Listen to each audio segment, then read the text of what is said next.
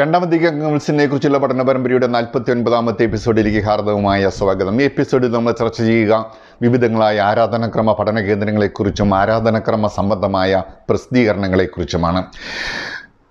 ആരാധനാക്രമ നവീകരണ പ്രസ്ഥാനം വളർന്നു വന്നതോടുകൂടി പല സ്ഥലങ്ങളിലും ആരാധനാക്രമ പഠന കേന്ദ്രങ്ങൾ തുടങ്ങി. അതിൽ പ്രധാനമായിട്ടുള്ളത് 1943 പാരീസിൽ ആരംഭിച്ച ലിറ്റർജിക്കൽ പാസ്റ്ററൽ ഇൻസ്റ്റിറ്റ്യൂട്ടും 1947 ജർമ്മനിയുടെ ട്രിയർ എന്ന നഗരത്തിൽ ആ രൂപതയിൽ ആരംഭിച്ച ആരാധനാക്രമ പഠന കേന്ദ്രവുമാണ് ലിറ്റർജിക്കൽ ഇൻസ്റ്റിറ്റ്യൂട്ടുമാണ്.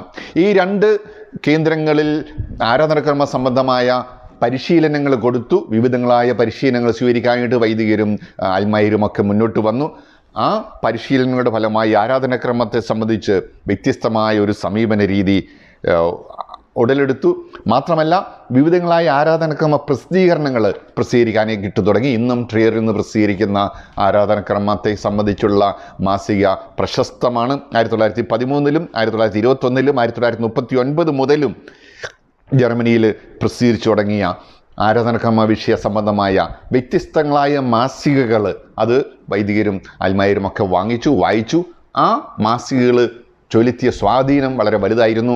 ആരാധനാക്രമം ഇതുവരെ അനുഷ്ഠിച്ചിരുന്നത് പോലെ ലത്തീനിൽ അനുഷ്ഠിച്ചിട്ട് എല്ലാവരും കൊന്തയില്ലിയാൽ പോരാ. അതിനപ്പുറത്ത് ആരാധനാക്രമത്തിന് തനതായ ഭാവങ്ങളുണ്ട്.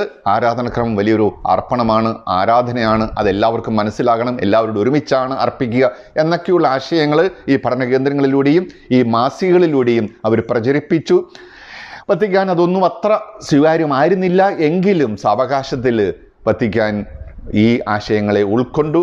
അതുകൊണ്ടാണ് മാർപ്പാപ്പമാർ പോലും, ഞാൻ സൂചിപ്പിച്ചുള്ളൂ, 1947 മീഡിയാ ത്രതി എന്ന ചക്രീയ ലേഖനത്തിലൂടെ 12ാം പിയൂസ് മാർപ്പാപ്പ ഇവരുടെ ആരാധനാക്രമ നവീകരണ പ്രസ്ഥാനത്തിൻ്റെ ആശയങ്ങളൊക്കെ സ്വീകരിച്ച കാര്യം എന്ന് പറഞ്ഞതുപോലെ വിവിധങ്ങളായ ആശയങ്ങൾ വിവിധങ്ങളായ മെത്രാൻ സംഘങ്ങളും മെത്രാന്മാരും മാർപ്പാപ്പമാരും പോലും സ്വീകരിച്ചു.